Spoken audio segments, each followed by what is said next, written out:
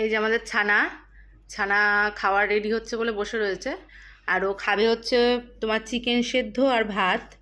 তো দেখো গাইস, ও চিকেন সেদ্ধ দিয়ে ভাত খাবে আজকে।